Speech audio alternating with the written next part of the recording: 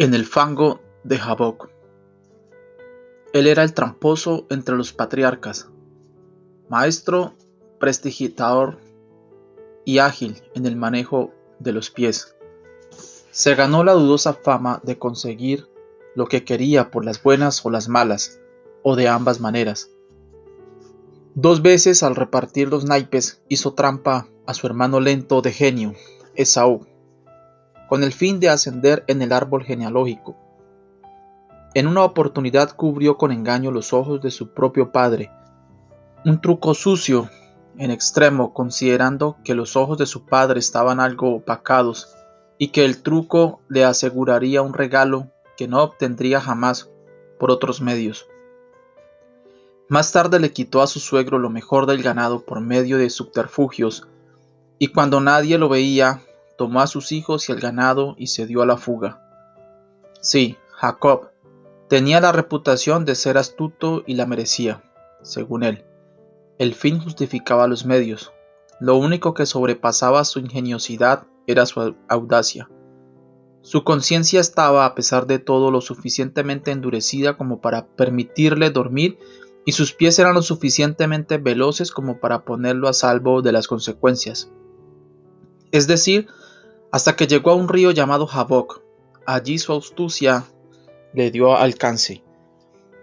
Jacob estaba acampando en las cercanías del río Jaboc cuando le llegó la noticia de que el grandote y velludo Esaú venía a verlo.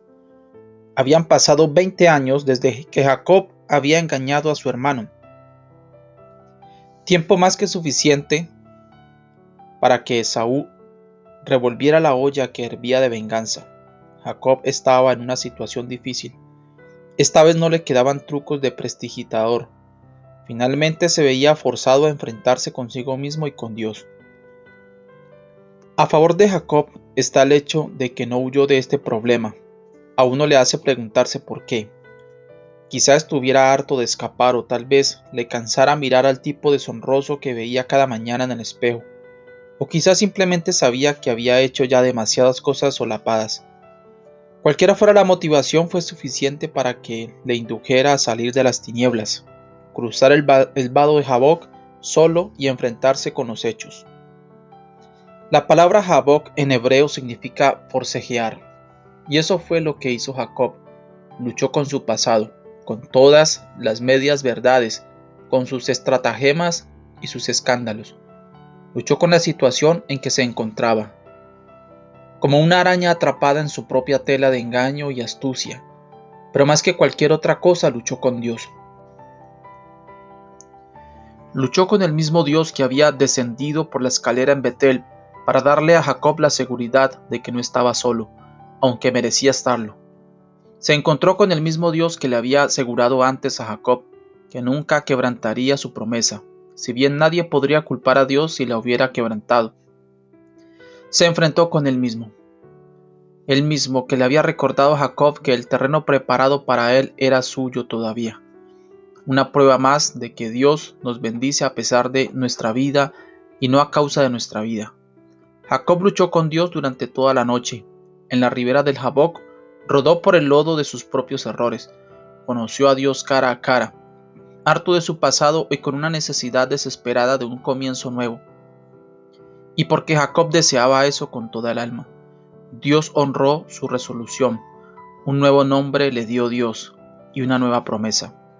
Pero también le dio una cadera dislocada como recordatorio de aquella misteriosa noche junto al río. Jacob no es el único hombre registrado en la Biblia que haya forcejeado consigo mismo y con Dios a causa de travesuras pasadas. Eso mismo hizo David luego de su encuentro amoroso con Betsabé. Sansón luchó ciego y calvo luego de la seducción de Dalila. Elías tuvo un propio Jaboc cuando oyó aquella voz apacible y apenas audible. Pedro luchó con su culpa al resonar en sus oídos los ecos del canto de un gallo. Y me imagino que la mayoría de nosotros hemos pasado algunos momentos a orillas de ese río también. Algunos ejemplos.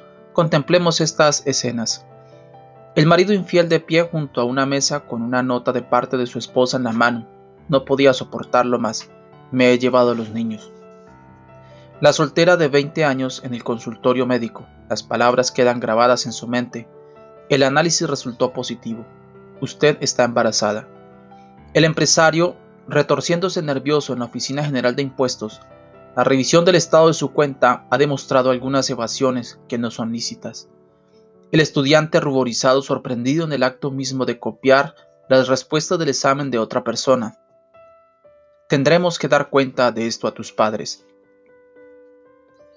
Todos nosotros alguna que otra vez nos enfrentamos cara a cara con nuestro pasado, y siempre resulta ser un encuentro incómodo.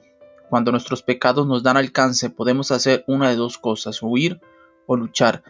Muchos eligen salir corriendo. Se sacuden el peso de encima encogiéndose de hombros con un mecanismo de excusas. Fue la presión de las circunstancias, o fue culpa de él, o hay muchos que hacen cosas peores. El problema con esta escapatoria es que no es para nada una escapatoria, es solo un camuflaje superficial. No importa cuántas capas de maquillaje pongamos sobre el ojo negro, por debajo todavía quedará negro. Y muy por debajo todavía duele.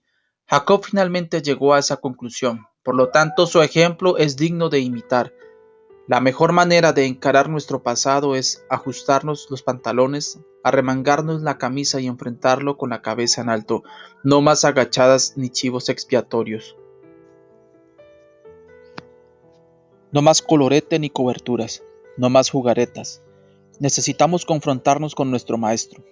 Nosotros también debemos cruzar el vado solos y luchar con Dios por causa de nosotros mismos. Nosotros también debemos mirar sus pupilas para recordar que si nos deja solos, fracasamos. Nosotros también debemos desenmascarar nuestro corazón manchado y nuestra alma enmugrecida y ser sinceros con aquel que conoce nuestros pecados más secretos. El resultado podría ser refrescante. Sabemos que lo fue en el caso de Jacob. Luego de su encuentro con Dios, Jacob fue un hombre nuevo. Cruzó el río al despuntar el nuevo día y llegó ante Esaú con un valor recién hallado. Cada paso que daba, no obstante, le era doloroso. Su cadera entumecida le recordaba la lección que había aprendido en Jaboc. Los tratos dudosos ocasionan dolor. Anote esto: diviértase hoy y pagará mañana. Y para los que se preguntan si se han divertido demasiado tiempo como para poder cambiar, cobren ánimo del legado de Jacob. Ningún hombre es demasiado malo para Dios. Transformar a un tramposo desvergonzado en un hombre de fe no ha de ser una tarea fácil, pero para Dios fue el trabajo de una sola noche.